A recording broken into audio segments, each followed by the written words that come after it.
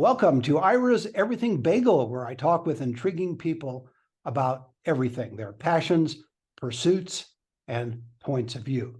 Most civilians today have never experienced military life, but there are a number who have, and I'm not just referring to warriors, but their families as well.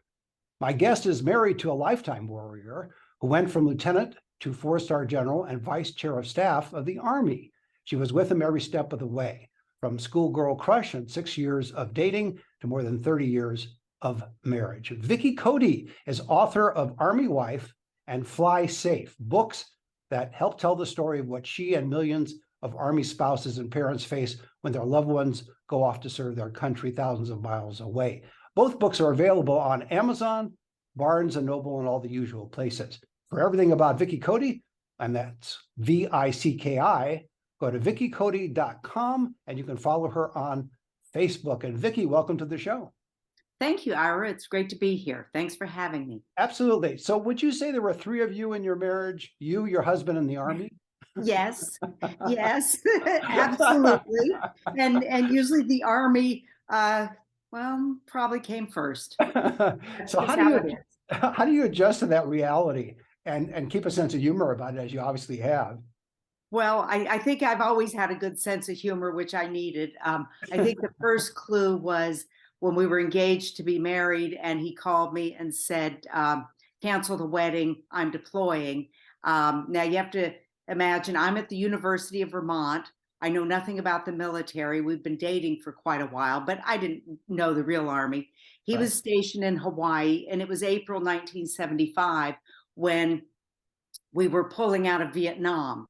And my husband ended up being part of the evacuation of the refugees from Vietnam. So he calls me up at my sorority and says, cancel the wedding, I'm deploying. I'll be gone for a few months, don't know when I'll be back. Now I'm thinking deployment, okay. I mean, I really didn't know what was going on. He said, watch the TV and you'll know. So sure enough, I saw what was going on, and he ended up on the island of Guam for the next 3 months, working with Operation New Life. So that was my first clue that I was not going to live the same life that my sorority sisters, my family and friends in Burlington, Vermont were all living. You know, they planned their weddings. They actually got married when they wanted to, and probably lived in the same hometown and same house for most of their marriage. And Dick and I, we were destined for other things. And you know, with all of that, I have to say it's been a great way of life for us, and I wouldn't trade any of it. But that was my first indication at a very young age that I was going to have to roll with the punches. I was thinking back to that time you mentioned when you first decided to get married, and that was a period of time when the military was not exactly the most favored institution in the United States. And you coming from a university environment, I would think that probably some of your sorority sisters looked at you askance. Yeah. It was a little bit of a clash of two different cultures. And actually, when we first started dating, he was a cadet at West Point.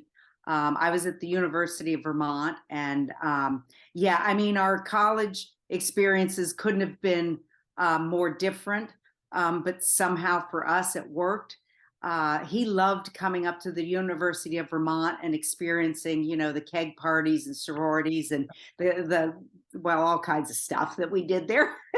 And then I absolutely loved visiting him at West Point and watching him in parades. And, but yeah, I know that there were probably people at UVM, the University of Vermont, that when they saw my boyfriend with his high and tight haircut and his uniform when we went to formal events, I'm sure they were thinking, what is she getting herself into? Because it wasn't a popular thing back then. Right. It wasn't even the Greek life side of campus. It was the other side of campus that were obviously anti-war and opposed to the military. Right. Oh yeah. Protests everywhere on our campus. Right. And but clearly that didn't stop you from getting married. And all these years later, with all these deployments and kids, you still didn't stop getting married, or staying married, I should say. Right. What was the main ingredient to your and your husband's approach that allowed you to keep the marriage not only growing but enduring and prospering? Well, I think it's a number of things, Ira. To start with, we fell madly in love with each other, really. And to this day, we still are in love, and we just celebrated 47 years of marriage. Congratulations, that's great. Well, thank you. So, it started with that. And then I think each of us, we were both committed to our marriage, and we came from traditional families. Both parents were married for over 50 years. And so marriage was something, that was important to us, and we didn't enter into lightly. So once we fell in love and knew this was it, for my part, I was willing to do just about anything to support him in his choice of a career. When I realized how much he loved Army life with everything that goes with it, I was in it for the long haul. And I have to say, for us, it made our lives, even though it was unpredictable, there were a lot of challenges and hurdles.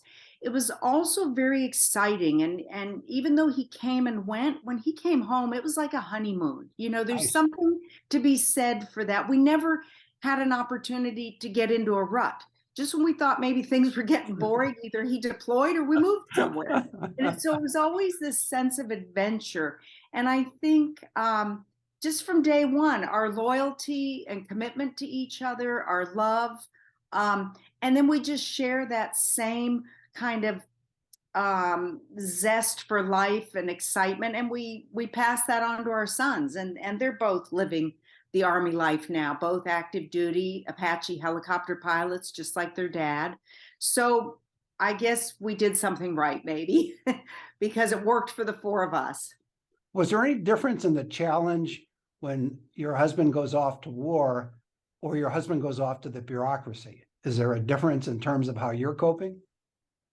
Oh, you mean like the difference between when he's like stationed at the Pentagon or? Correct. Right. Oh, right, yeah. As That was opposed, as never opposed to as opposed to overseas and in a combat right. situation. Well, for my husband, he was always happiest when he was with soldiers and in a unit and doing something really exciting, and that whole adrenaline rush of flying helicopters, whether it was on post or overseas, during combat. He loved that. And it was hard for him those last years when he was stationed at the Pentagon and he had gone up in rank. And, he had a very important job, a lot of responsibility, but he really wanted to be over in Iraq or Afghanistan with all the other troops, with his sons. It was hard for him to stay back, but he knew that he had an important role and an important job during those years of like 2002 to 2008 when he retired. His last 6 years were at the Pentagon. So yeah, if you asked him, that wouldn't have been his first choice, being in a building as opposed to being out with soldiers. But he made the most of it, and he was so adaptable. He was good at whatever he did. So once he settled in and was happy, then I was happy too. Did you have to do some bureaucratic stuff when you was in the Pentagon, where you had to go to receptions and that type of stuff? Oh, well, yes, yeah, and that was interesting. And really, I didn't have a huge role to play. It's not like when I was a commander's wife, and but what ended up evolving when he was the vice chief of staff of the Army, it was 2004 to 2008. So it was at the peak years of the war in Iraq, and we still had combat going on in Afghanistan. So I traveled with him, and I loved this part of it. We traveled to, so many different Army posts overseas, here in the United States, and met with families of soldiers, spouses and families. It was so gratifying. And it was at a time when our sons were deployed and in combat. And for us to be around all those other families that were going through the same thing, we both loved it. It just totally energized us. We knew more than ever that we wanted to advocate for all those families out there because we were living what they were living.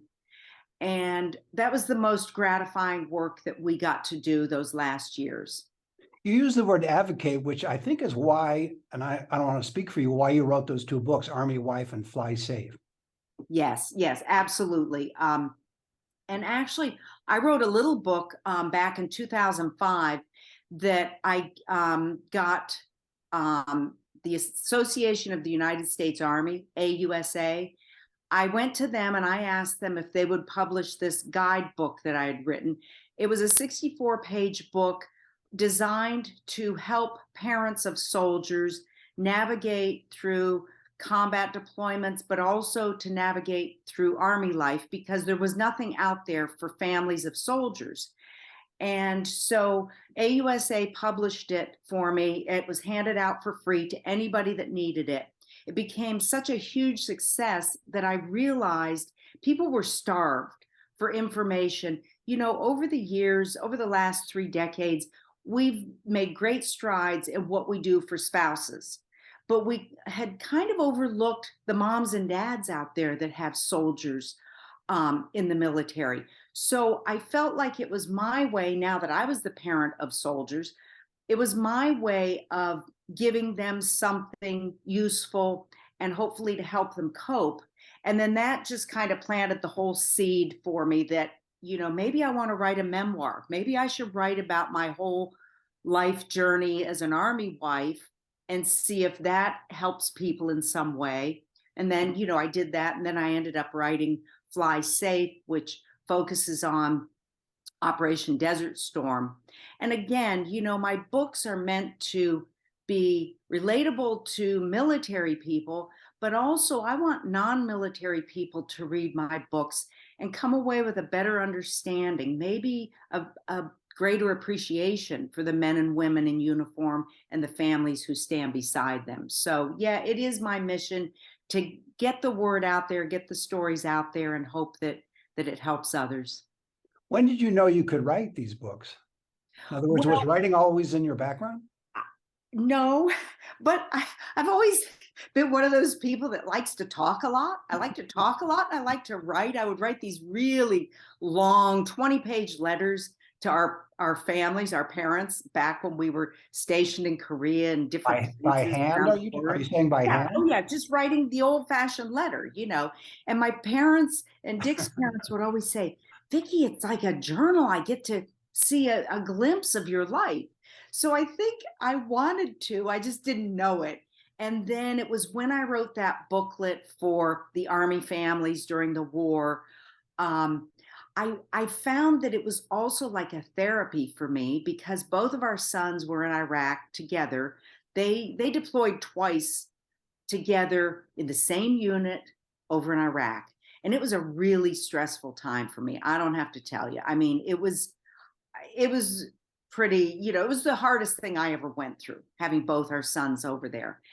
And I found that by writing and sharing all the knowledge I had, I was not only helping other people, I was helping myself.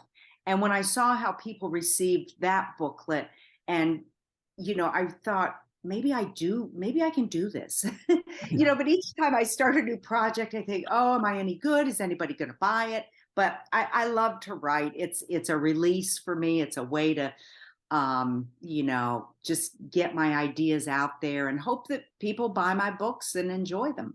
When you wrote the books and the manual, was it all by longhand or did you actually use a computer? In the beginning, I was writing, even with Army Wife, I wrote it on pads of paper, then would type it on my computer.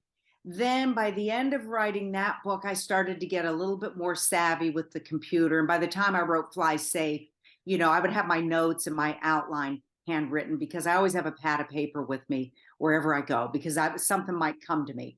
But now I do the majority of it on the computer and it is so much easier. Do you find that your messages and your advice and your insight, are there any generational challenges because you came up at a different time with your husband through the military? But I'm going to make the assumption, though, that the principles still apply regardless of what the age range is of a serving soldier. Yes, I work at that. I do try to write in a way that even the young spouses today could relate to, even though I went through a different time and things were slightly different. There's so many things that are universal. Right. And that also goes to non-military people that read my books, because I write a lot about life and love and raising kids and being separated, whether your husband is on a long extended business trip or whether your husband's deployed.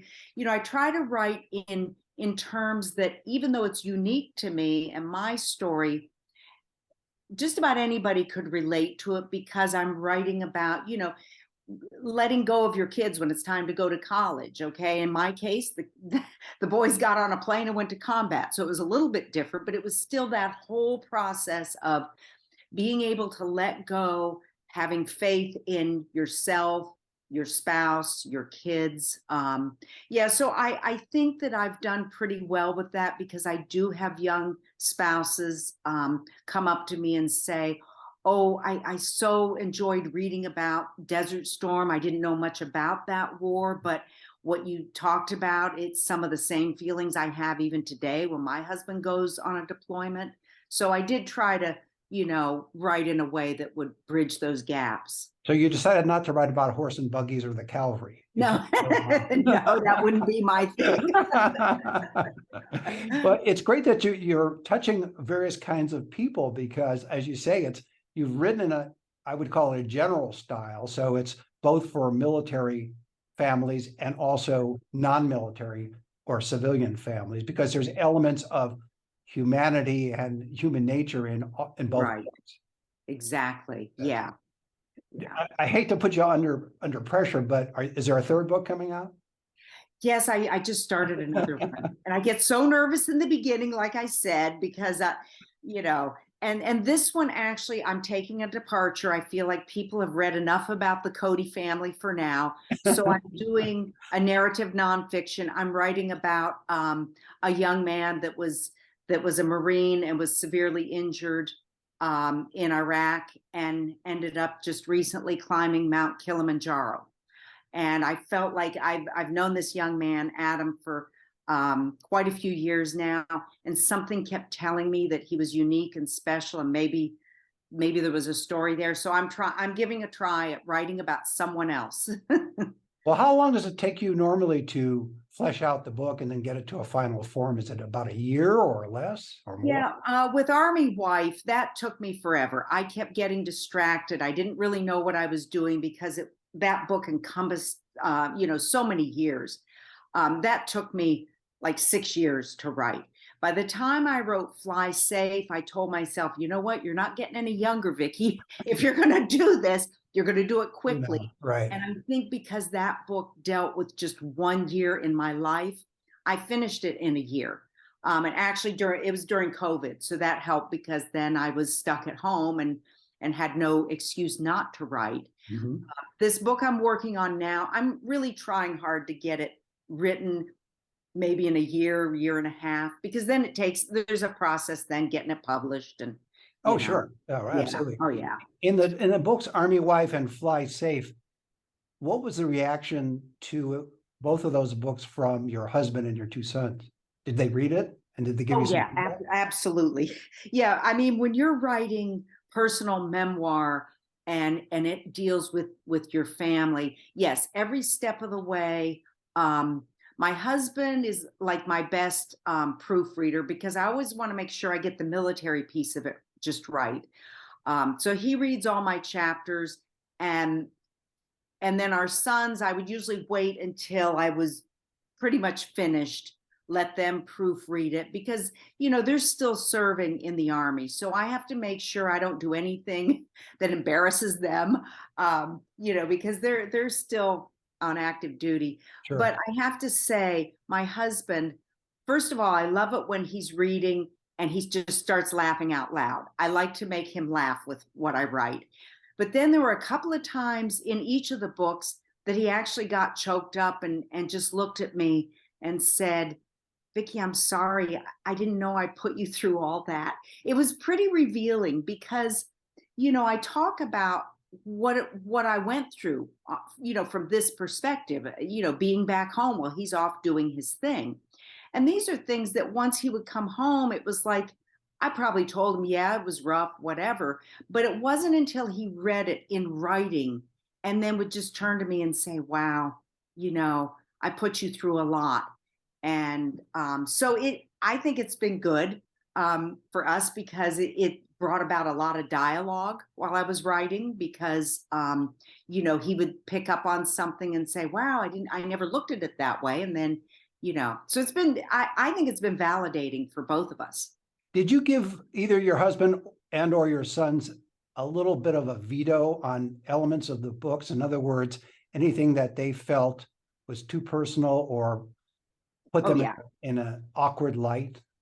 Yes, yeah. And really, nothing that I write about, I don't think there's anything like really controversial or really personal. But yeah, I always give them that option. And Mhm. now both sons are married.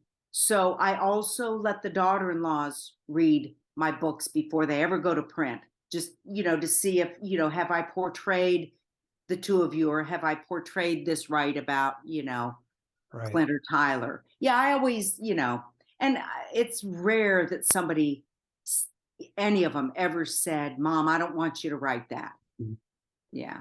Do your sons, okay, this is the good question. Do your sons, do your sons have copies of both of those books and do they give them out to friends or colleagues or mates in the theater? Yes, I think they recommend them. And they come to whenever I do a book launch, they're always there supporting me. And yeah, they talk me up on Facebook and they're really proud of me. They really are. And it makes me feel good that I'm doing something. And I've been to their units and I speak to spouse groups and so I'm out there in their world promoting my books and still doing my advocating for spouses and families and they appreciate that. Is your husband retired from the Army now? Yes. So does he help you out whenever you go to make a speech or make an appearance? Is he an Yes. assistant at this point? Yeah. And that's been really fun too I because bet. there have been many times when he's carrying my posters and my pens and my books and now he still speaks at events and he's out there too and he'll say well, I'm Dick Cody, Vicki Cody's husband, so it's kind of like it's turned around a little bit because I was always the wife of General Cody Right. or Now whatever. he's the husband of, yes. Yes, but actually he's still, he retired in 2008. Then he worked in the corporate world for 10 years. Then he retired from that a couple years ago. And the next thing I know, he's back at the Pentagon working as a civilian mentor.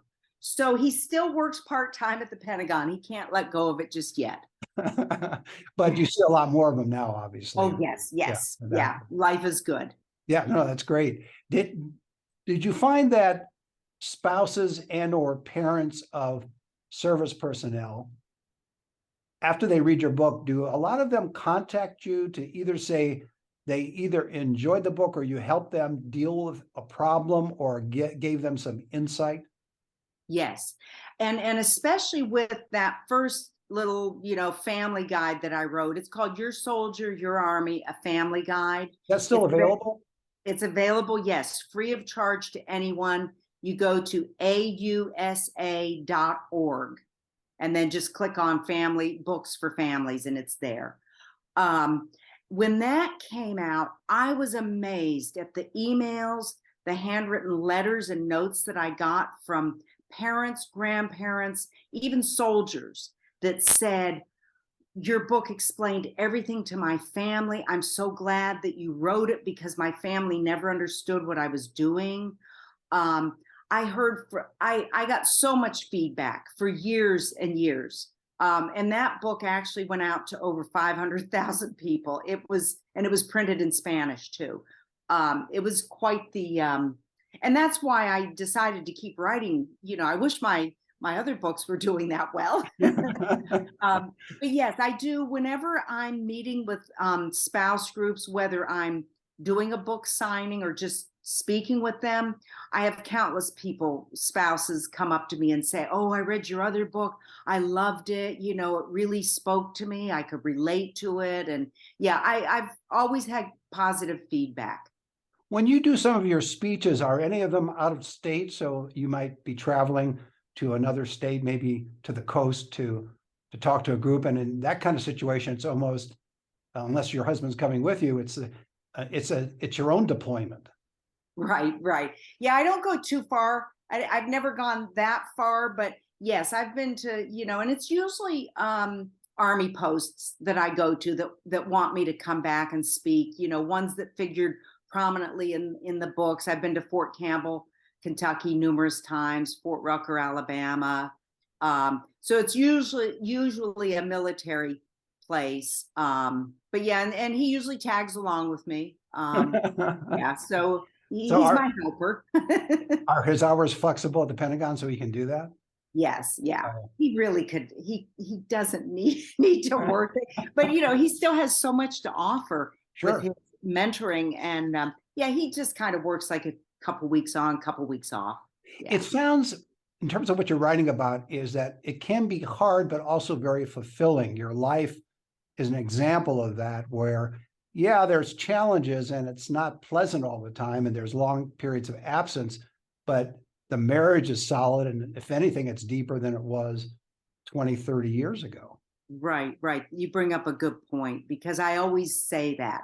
I say that to young spouses, young couples that are just starting out, and I always tell them, you know, take the good with the bad. It's not going to be all perfect, but nothing in life is. We don't get to script our life. We don't get to write how we want it to play out because I'm not sure I would have written mine like this, but looking back now, it's exactly what Dick and I were meant to do. I'm sure of that.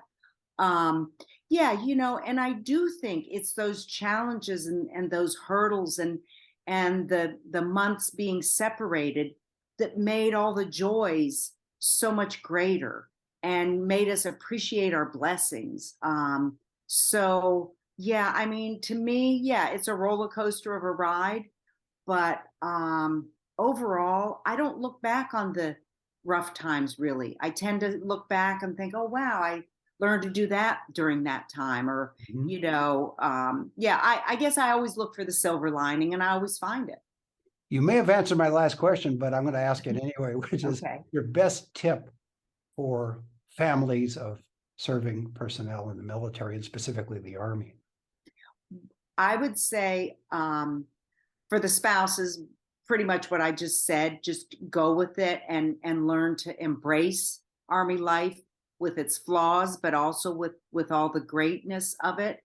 And for parents, I say, once your son or daughter has raised their right hand and enlisted in the military, be proud and support that soldier for what they're willing to do, because not everybody can do that. Not everybody is willing to sacrifice and put everything on the line for their country.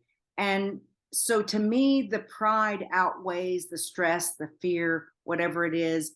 But if you're not supportive, you're going to make it even harder on that service member. So to me, once they decide to do it, you need to support them in any way you can.